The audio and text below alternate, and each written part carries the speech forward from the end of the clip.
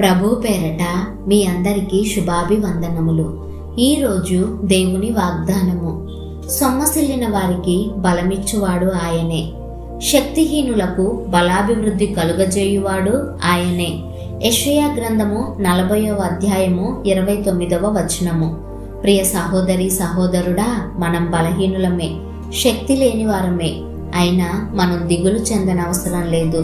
ఎందుకంటే అత్యంత శక్తి కలిగిన బలవంతుడైన దేవుణ్ణి మనం కలిగి ఉన్నాము. నా కృప నీకు చాలును, బలహీనత యందు నా శక్తి పరిపూర్ణమగుచున్నదని దేవుడు చెప్పారు. దేవుని శక్తి మన బలహీనతల యందే ఎక్కువగా మన మీద ఉంటుంది. కనుక మనం ఎల్లప్పుడూ సంతోషంగా ఉండాలి. నేనెప్పుడు బలహీనుడను అప్పుడనే బలవంతుడను కనుక క్రీస్తు నిమిత్తం నాకు కలిగిన బలహీనతలలోనూ, నిందలలోనూ, ఇబ్బందులలోనూ, హింసలలోనూ, ఉపద్రవములలోనూ నేను సంతోషించుచున్నాను అని పౌలు అంటున్నాడు. మనం కూడా ఎక్కడ బలహీనంగా ఉన్నామో, ఏ పరిస్థితులను బట్టి కృంగిపోతున్నామో వాటిని బట్టి మనం కూడా సంతోషించగలగాలి. మనల్ని బలపరచగలిగిన దేవుని యందే విశ్వాసం ఉంచి ముందుకు సాగుదాం.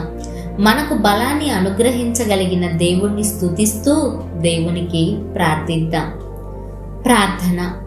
మహాపరిశుద్ధుడవైన మా ప్రియ పరలోకపు తండ్రి, మీ ఘనమైన నామాన్ని బట్టి మీకు నిండు వందనాలు.